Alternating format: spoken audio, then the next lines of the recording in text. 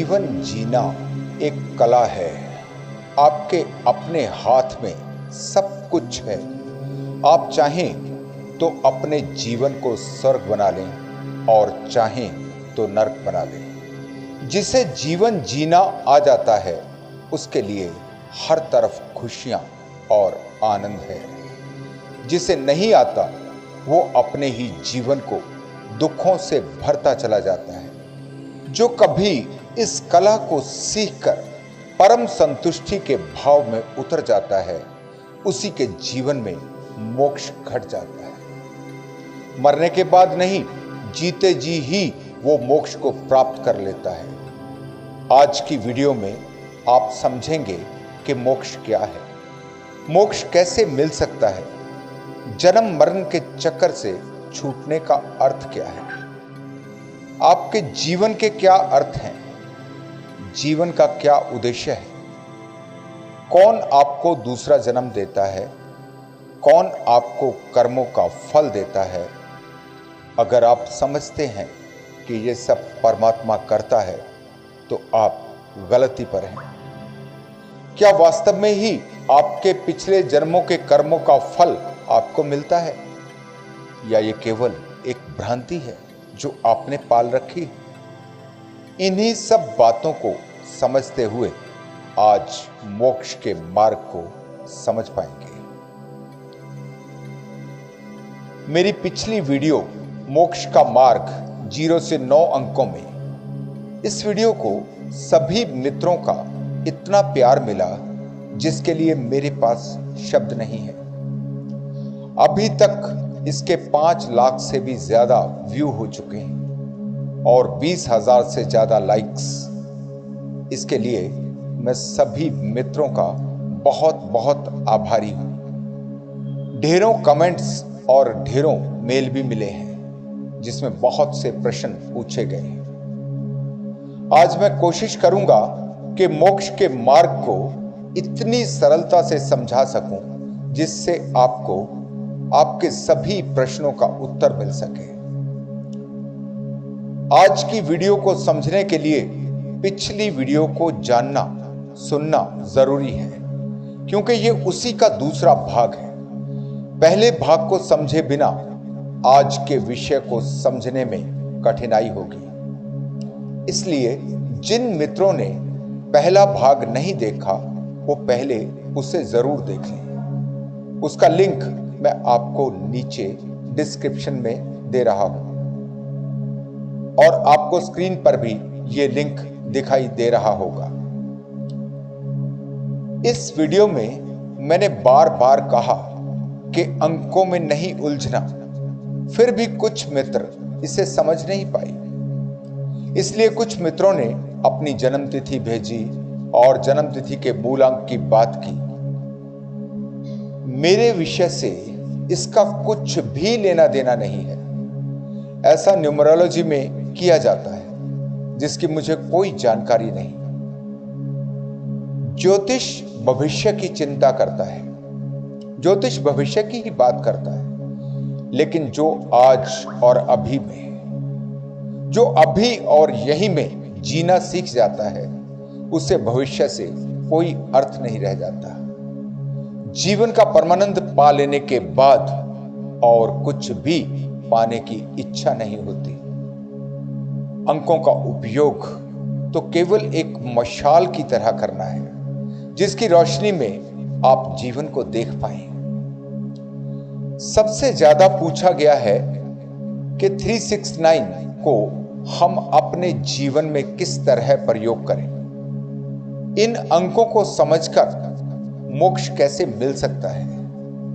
9 = 0 यानी कि 9 बराबर है 0 के। इस फॉर्मूले का जीवन में क्या उपयोग है, कैसे 3 या 6 पर हुआ जा सकता है, कैसे 1 2 4 8 7 5 के दुष्चक्र से बाहर हो सकते हैं। इन्हीं सभी सवालों को आज हम समझने की कोशिश करेंगे।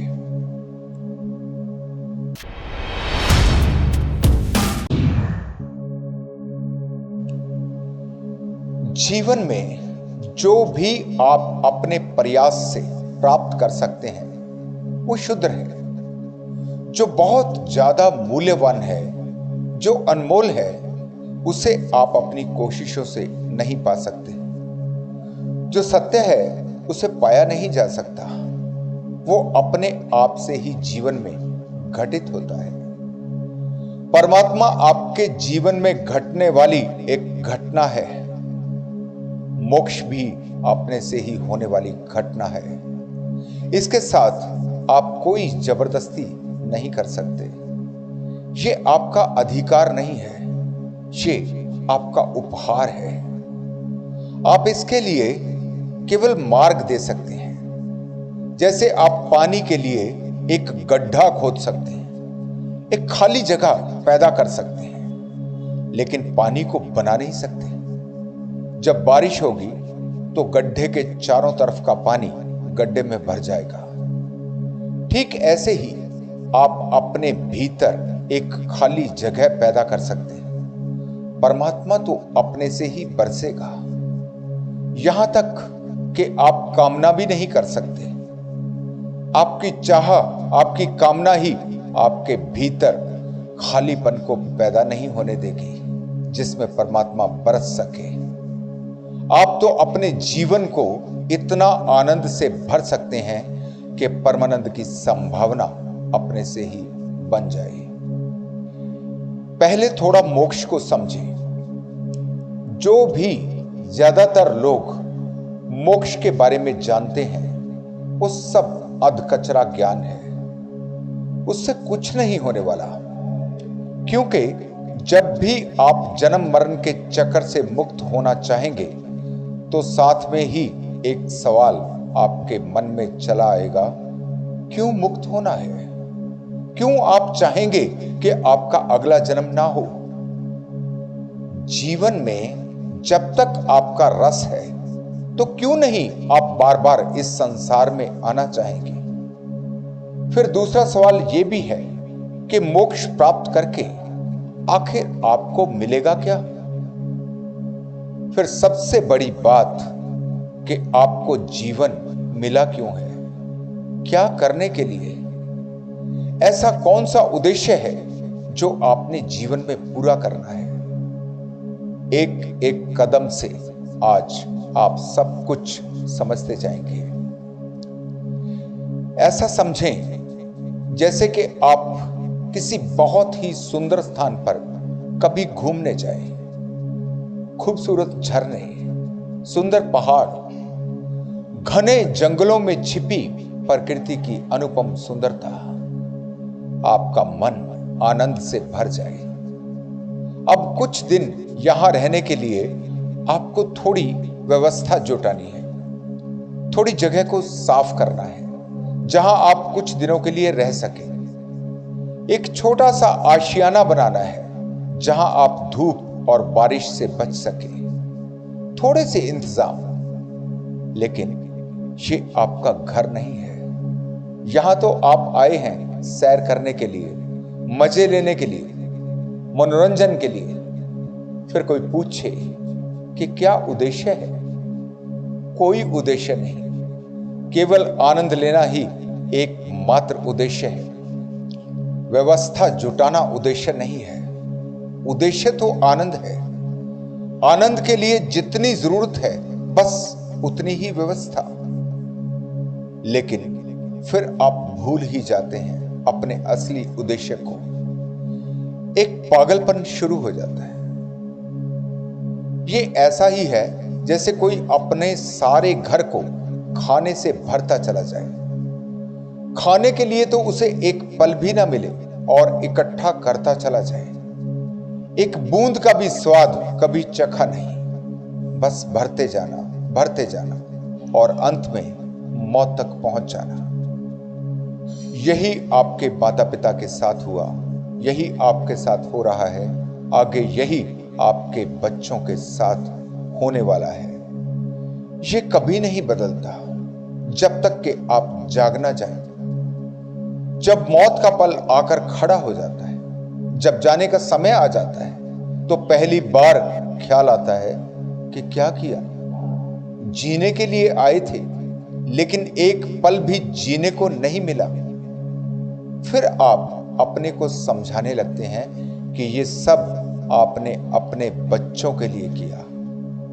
आपके बच्चे भी यही करेंगे। इसी को मैंने अपनी पिछली वीडियो में 1 2 4 8 7 5 का दुष्चक्र कहा है और इसे समझाया है।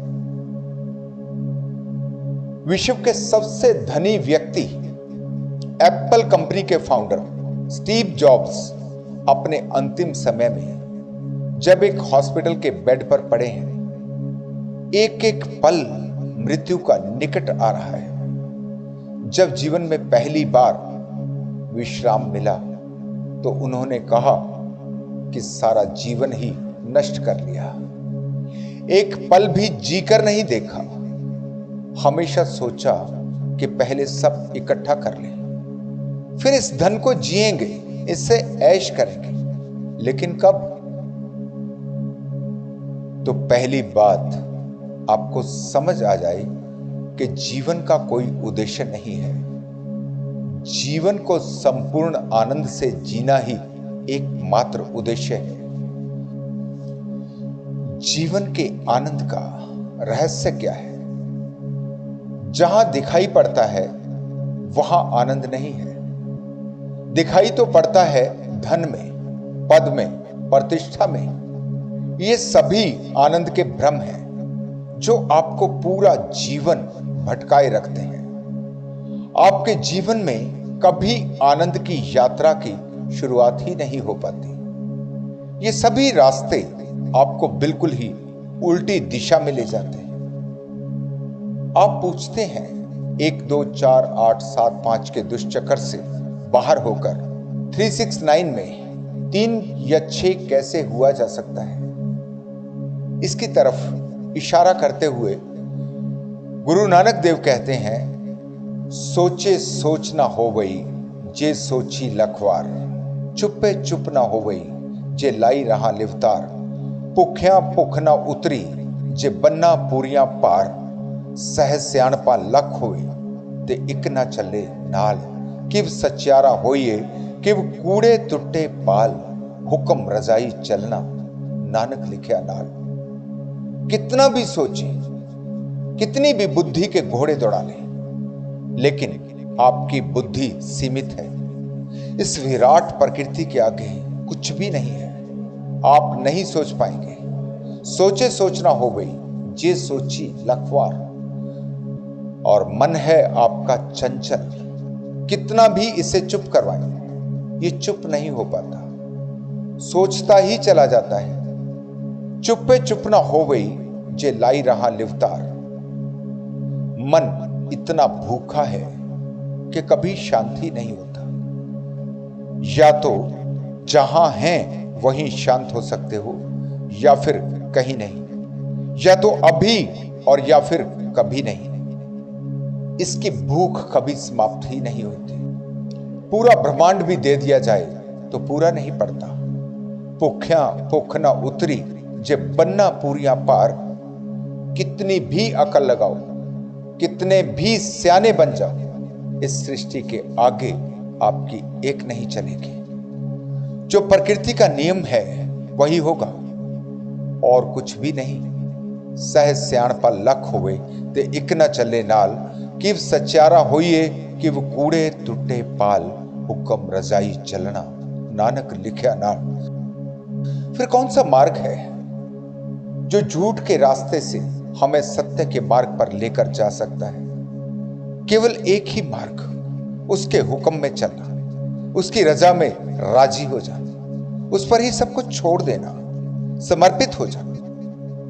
फिर कैसे पता चले कि वो हुक्म क्या है? तो गुरु नानक कहते हैं कि आपके साथ ही लिखा है।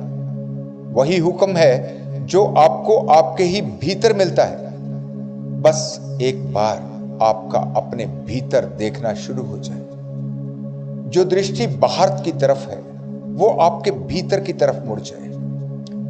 जैसे ही आपकी दृष्टि संसार को छोड़कर अपने को ही देखना शुरू करती है, वैसे ही आप 6 पर या 3 पर पहुंचने लगते हैं। मोक्ष का अर्थ है परम संतुष्टि। जैसे मैंने कहा कि आप किसी मनोरम स्थान पर घूमने जाएं, ठीक ऐसे ही आप संसार में आ रहे हैं। जब कभी आप इस रहस्य को समझ जाते हैं कि यहां जो भी पाने की कामना आप करते हैं वो आपको दुख में ही ले जाती है। यहां कुछ भी आपका नहीं है। जैसे आप एक सुंदर झरने को देखकर आनंदित हो सकते हैं, लेकिन ये झरना आपका नहीं है। आप उगते हुए सूर्य के दृश्य से रोमांचित हो सकते हैं, लेकिन सूर्य कोई आपकी संपदा नहीं है। जो भी इससे संपदा बनाने की होड़ में पड़ेगा तो केवल विक्षिप्त हो सकता है, पा नहीं सकता। इसे ठीक से देखना सीख लें। यही आपके जीवन में हर रोज हो रहा है। फर्क सिर्फ इतना है कि सूर्य की जगह बड़े मकान हो जाते हैं, बड़े कारोबार हो जाते हैं, बड़े पद हो जाते हैं। इससे कोई फर्क नहीं पड़ता। एक ऐसी दौड़ शुरू हो जाती है जिसका फिर कोई अंत नहीं। फिर ये दौड़ जन्मों जन्मों चलती ही रहती है। आपका सारा जीवन भविष्य की योजनाओं में गुजरता है। वर्तमान कभी होता ही नहीं। आप वास्तव में भविष्य में ही जीते हैं। जब आप मृत्यु के नजदीक होते हैं तो पहली बार ख्याल आता है कि जीवन तो जिया ही नहीं, क्योंकि जीवन तो था वर्तमान में और वर्तमान को आप हमेशा ही चूक गए। तब आपको लगता है कि अभी तो बहुत से काम थे जो अधूरे छूट गए, अभी तो बहुत कुछ करना था। प्रकृति हमेशा ही आपकी सहयोगी है। जो भी आपका भाव गहरा होता है उसे पूरा करने का अवसर जरूर देती है। जैसे आपको कह रही हो कि ठीक है, जो अधूरा छूट गया उसे फिर से पूरा कर लो, फिर आ जाओ संसार में, एक जन्म और ले लो। कोई नहीं है जो आपको दूसरा जन्म दे सके, आप ही हो। आपका ही भाव आपको दूसरे जन्म में लेकर जाता है। जब कभी आप परम संतुष्ट हो जाएं, जब आप तृप्त हो जाएं, जब आप कह सकें कि जो देखना था देख लिया, जो जीना था जी लिया। ठीक वैसे ही जैसे आप घूमने जाते हैं तो सभी नजारों का आनंद लेने के बाद जब आप बोर हो जाते हैं फिर आपको घर की याद आती है। ठीक वही भाव, सब देख लिया, अब बस मोक्ष की कामना नहीं होती। मोक्ष की तो क्या, कोई भी कामना नहीं होती, कोई भी चाह नहीं बचती। तब मोक्ष अपने से ही घट जाता है। परम संतुष्टि की घटना केवल तब ही घट सकती है जब आप पूरी प्रकृति के साथ, पूरी सृष्टि की लय से लय मिलाकर जिए। जब परमात्मा की रजा में राजी होना सीख जाए। हुक्म रजाई चलना, नानक लिखया नाल। जब दृष्टि बाहर से भीतर की तरफ मुड़ जाए, जब आप स्वयं का साक्षात्कार कर लें, जब स्वयं को जान लें। अब दूसरी बात, क्या आपको पिछले जन्मों के कर्मों का फल मिलता है?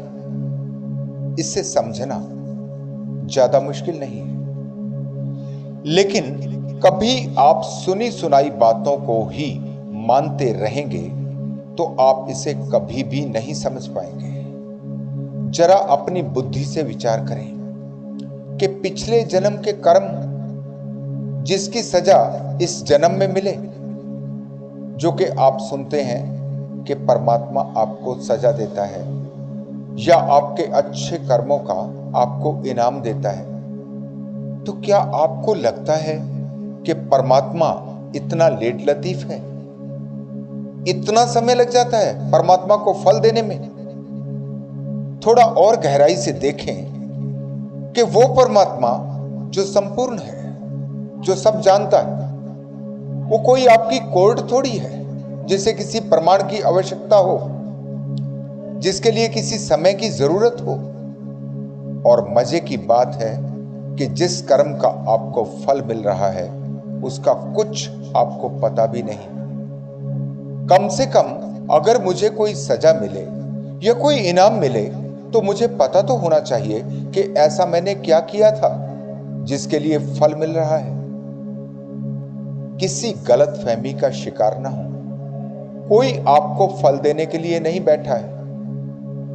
फल को मिलने में कोई देर भी नहीं लगती, साथ ही साथ मिलता है। इसमें कोई जन्मों का हिसाब नहीं। जैसे ही आप कुछ भी करते हैं तो आपके ही भीतर बैठे परमात्मा को, आपकी ही आत्मा को खूब पता है कि आप क्या कर रहे हैं। जब भी कोई कुछ बुरा करता है तो उसी समय अंदर कुछ मर जाता है। जब कुछ अच्छा करता है तो अंदर कुछ प्रफुल्लित हो जाता है। आपकी भीतर की ऊर्जा में तुरंत फर्क पड़ता है। इसीलिए मैं हमेशा कहता हूं कि पाप और पुण्य की कोई सूची नहीं हो सकती। आप कभी ऐसा नहीं कह सकते कि ये पाप है और ये पुण्य है। पाप पुण्य बन जाता है और पुण्य पाप बन जाता है। एक आदमी सच भी इसलिए बोल सकता है क्योंकि वो किसी के दिल को दुख पहुंचाना चाहता है, उसका सच भी पाप बन जाता है। और कोई झूठ भी इसलिए बोलता है ताकि किसी के दिल को दुख से बचाया जा सके, उसका झूठ भी पुण्य बन जाएगा। जो भी काम आपके अंदर की ऊर्जा को, आपकी आत्मा को नीचे गिराता है वो पाप है, और जो उसको ऊंचा उठाता है वो पुण्य है। इससे बड़ा और क्या सबूत हो सकता है। जो अभी और यहीं में जीना सीख जाता है उसका ना कोई बीता हुआ कल होता है और ना ही आने वाला कल। केवल वर्तमान उसके पास होता है और जीवन वर्तमान में ही है। ना तो उसे किसी पिछले जन्म के कर्म की कोई चिंता होती है और ना ही आने वाले जन्म के किसी फल की कोई आकांक्षा। जीवन है अभी और यहीं, इससे बाहर कुछ भी नहीं। अपनी पिछली वीडियो में मैंने 3 और 6 की बात की है, जिसके बारे में मैंने कहा कि 3 और 6 मेल और फीमेल एनर्जी, स्त्री ऊर्जा और पुरुष ऊर्जा। इसे भी समझने में कुछ मित्रों से थोड़ी भूल हो गई। उन्होंने इसे स्त्री पुरुष समझ लिया। बहुत से मित्रों ने पूछा है कि अगर किसी के जीवन में दूसरा साथी ना हो, जैसे किसी स्त्री के जीवन में कोई पुरुष ना हो, तो वो क्या करे? या किसी पुरुष के जीवन में कोई स्त्री ना हो तो प्रेम की घटना कैसे घटेगी? क्योंकि जैसे मैंने कहा कि 3 और 6 मिलकर ही परमात्मा बनता है। या तो 0 हो जाना या फिर 9 बन जाना ही परमात्मा है। और इसे मैंने सबसे सरलतम मार्ग कहा। इसे समझने में भूल हुई है। मैंने ऊर्जा की बात कही है। अगर आप पुरुष हैं और आपके जीवन में कोई स्त्री है जिसके लिए आपके हृदय में प्रेम का सागर लहरा रहा हो, जिस पर आपका प्रेम बरस रहा हो, तो ठीक है, आपकी संभावना 3 और 6 होने की है। इसे भी ठीक से समझ लेना।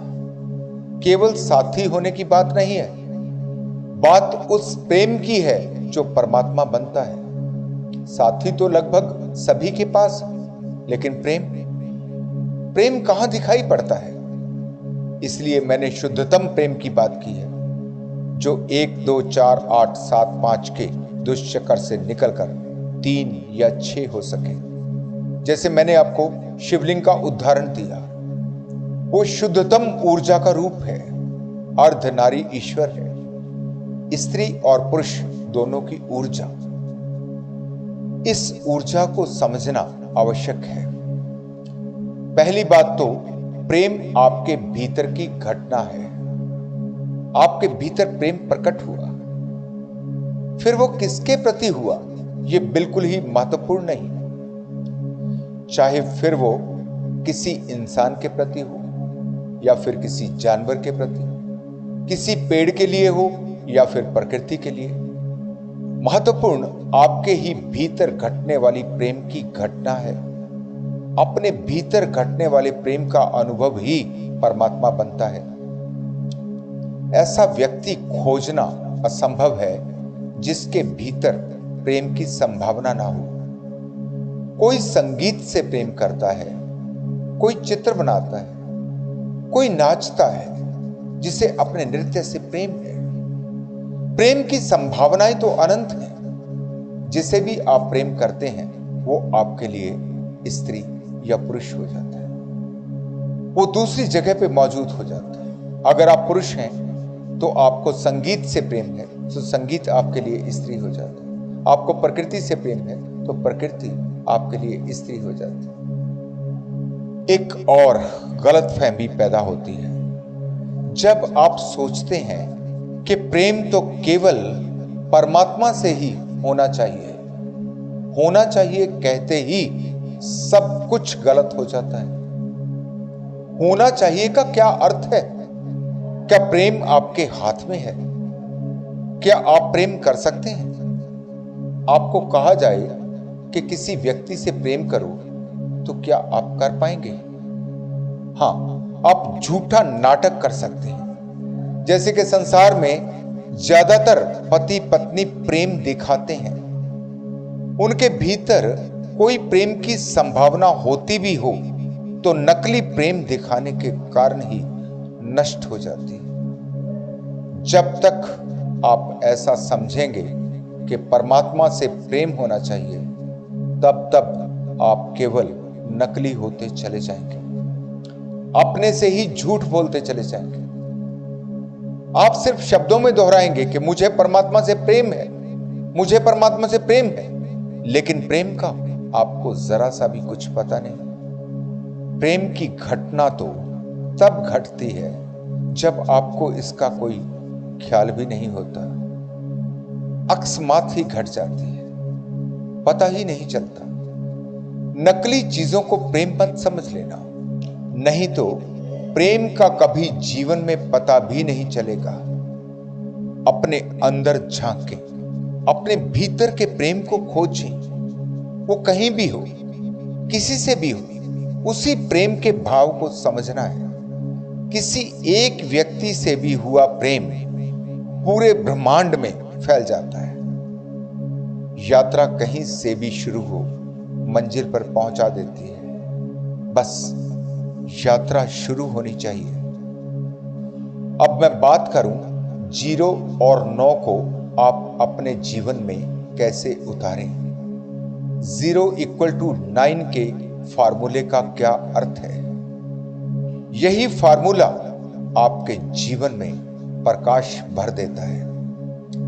इसे ठीक से समझने के लिए पहले देखें कि आपके जीवन के बदलाव से क्या होगा। क्या यह संसार बदल जाएगा?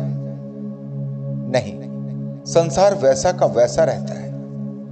केवल आपकी दृष्टि बदल जाती है। आपके सोचने का ढंग, आपके समझने का ढंग, सब कुछ बदल जाता है। इस संसार को देखने का जो पैमाना आपको संसार ने दिया है वो खो जाता है। आपका अपना पैमाना निर्मित हो जाता है। संसार नहीं बदलता, लेकिन आपके लिए पूरा संसार ही बदल जाता है। जो भी आपको दुख पहुंचा रहा था वो पूरा दुख विलीन हो जाता है। आपके भीतर परम शांति की, परमानंद की अवस्था हो जाती है। जो जीवन आपको नरक के समान दिखाई पड़ता था वही अब आपके लिए स्वर्ग हो जाता है। एक बार फिर से आपको समझना होगा कि जैसे मैंने कहा कि आप घूमने आए हैं, आप आनंद के लिए आए हैं। अगर इस उद्देश्य को भूलकर आप बहुत धन इकट्ठा करने में लग गए या फिर आप किसी पद प्रतिष्ठा की दौड़ में शामिल हो गए तो निश्चित ही आपने अपना नरक निर्मित कर लिया। जैसे ही आपको एक ख्याल भर आ जाए कि आपका उद्देश्य क्या है, उद्देश्य तो आनंद लेना है, कुछ भी चूकना नहीं है। लेकिन ध्यान रहे कि आनंद वास्तविक हो, आनंद क्षण भंगुर ना हो। नहीं तो बहुत से लोग शराब में या फिर और गलत कामों में भी आनंद की तलाश कर सकते हैं। थोड़ा ठीक से जान लें कि आनंद के अर्थ क्या है। वो नशा कौन सा है जिसकी मस्ती कभी समाप्त ही नहीं होती। नाम खुमारी नानका चढ़ी रहे दिन रात। मैं उसी की बात कर रहा हूं। उसका एक ख्याल भी आ जाए तो आपके जीवन की दिशा बदल जाती है। 9 = 0 के इतने अर्थ हैं कि जहां भी आप देखोगे, जहां भी आप समझना चाहोगे, उसके अर्थ आपके सामने आ जाएंगे। जब आप जानने लगते हैं कि अमीर और गरीब जैसे 9 और 0, जब आप समझने लगते हैं कि सुख और दुख फिर जैसे 9 और 0, अच्छा और बुरा, परमात्मा और शैतान 9 और 0, और अंत में आप पाते हैं कि 9 बराबर है 0 के। ये सब एकदम से आपको समझ नहीं आ सकता। इसके लिए आपको थोड़े समय की जरूरत है।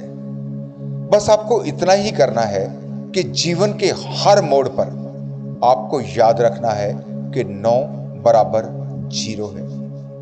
जो सब कुछ है वो उसके बराबर है जहां कुछ भी नहीं है। ये ठीक ऐसा है कि जैसे कोई गणित सिखाए। किसी को आप जोड़ करना, जमा करना सिखा दें, फिर आप कितनी संख्याओं के जोड़ के उदाहरण दे पाएंगे? निश्चित ही बहुत थोड़े से उदाहरण। उसके जीवन में जितनी भी संख्याएं आएंगी जिनका अभी कुछ पता भी नहीं, उन सभी का हल कैसे सिखाया जा सकता है? हां, जोड़ का फार्मूला समझ आ जाए तो फिर जो भी संख्या आए आप उसे हल कर लेंगे।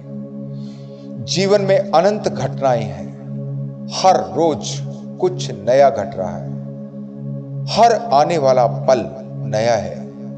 वो आपके लिए क्या लेकर आएगा कुछ पता नहीं। ये सिद्धांत जब आपके अंदर उतर जाता है तो सभी घटनाएं आपके लिए अलग तरह की हो जाती हैं, क्योंकि आपकी दृष्टि बदल जाती है। आपकी समझ बहुत गहरी हो जाती है। आप अब वहां सोच पाते हैं जहां पर कोई भी नहीं सोच पाता। जैसे ही आप जान लेते हैं कि सृष्टि ही सृष्टा है। सृष्टा और सृष्टि अलग नहीं है। ऐसा नहीं है कि किसी परमात्मा ने सृष्टि को बनाया है। सृष्टि ही परमात्मा है। फिर आप ये भी जान जाते हैं कि यहां कुछ भी दो नहीं है। जैसा कि मैंने पिछली वीडियो में आपसे कहा कि सृष्टि की हर चीज अंत में 9 में तब्दील हो जाती है। सब कुछ अंत में परमात्मा में ही तब्दील हो जाती है। इसलिए मैंने 0 से 9 तक के अंकों को अद्वैत का गणित कहा। जहां 2 नहीं बचते, फिर आप भी कहां बचेंगे? आप और परमात्मा 2 कैसे हो पाएंगे?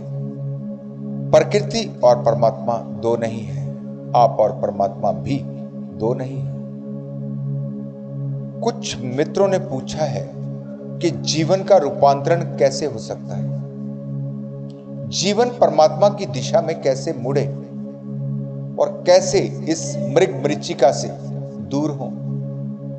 तो बिल्कुल सीधी सी बात है। ठीक वैसे ही जैसे आपने अपने जीवन में अंधेरा किया है, वैसे ही रोशनी हो सकती है।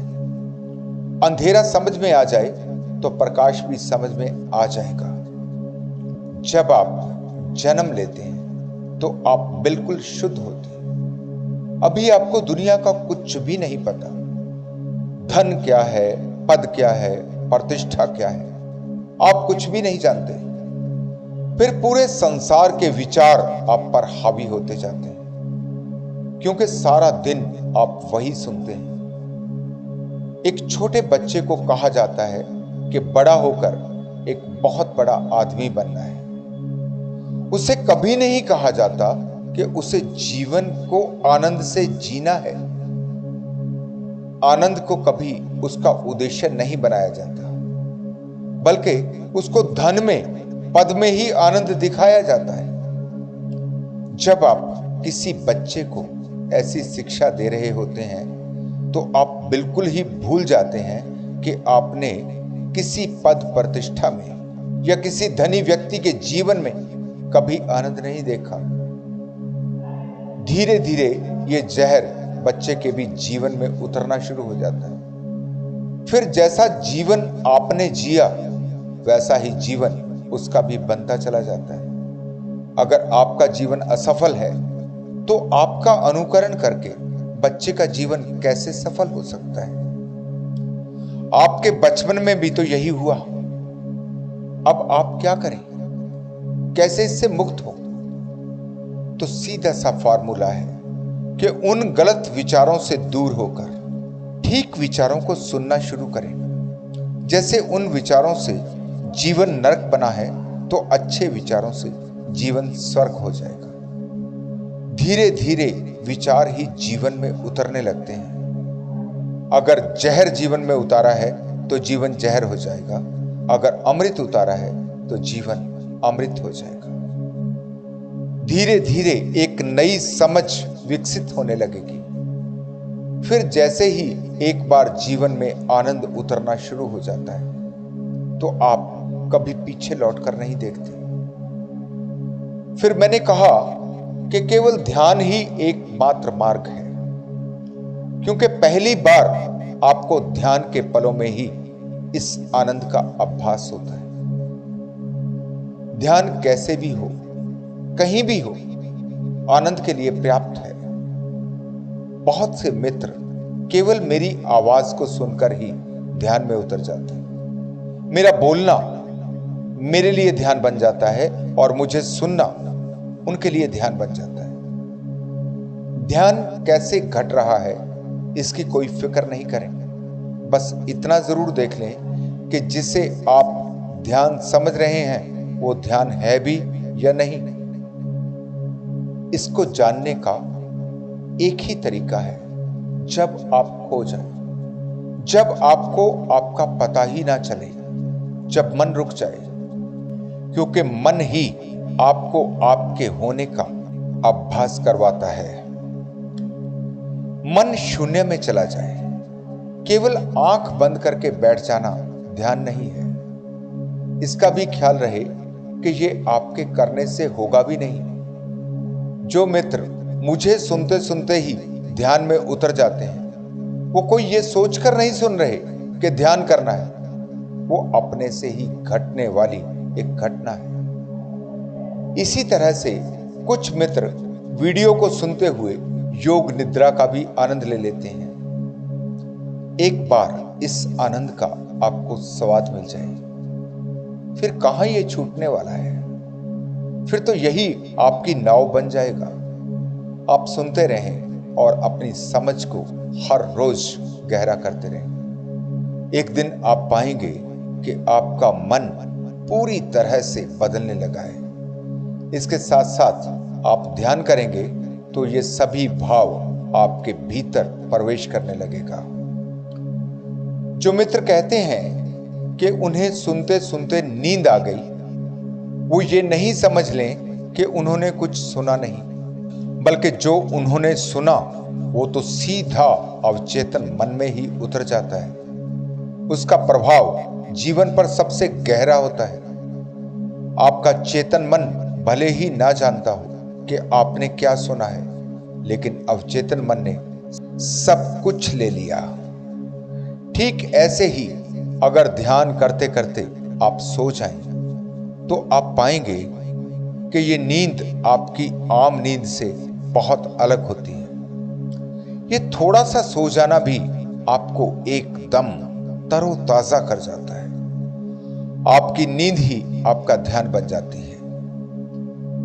अपनी अगली वीडियो में मैं आपको ये समझाने की कोशिश करूंगा कि आप ध्यान करते करते कैसे सो जाएं, कैसे आप अपनी साधारण नींद को ध्यान में बदल सकते हैं। कैसे आप नींद में भी पूरा होश रख सकते हैं, कैसे अपने सपनों से बाहर हो सकते हैं। जब आपको सपना आएगा तो आपको खूब पता होगा कि यह सपना है। जब एक बार नींद में आने वाले सपने को आप देखना सीख जाते हैं तो ये आपका जीवन भी एक सपने से ज्यादा कुछ नहीं है, इसे भी जानना आसान हो जाता है। आज जो कुछ मैंने आपको कहा ये केवल शब्द ना रहकर आपके जीवन का हिस्सा बने, प्रैक्टिकली आपके जीवन में उतर जाए, आपकी समझ गहरी हो और आप भी अद्वैत के रास्ते पर चलते हुए परमात्मा को उपलब्ध हो जाए। परमात्मा की रोशनी और परमात्मा का परमानंद आपके जीवन की सुगंध बने। इसी मंगल कामना के साथ मैं आज आपसे विदा लेता हूं। धन्यवाद।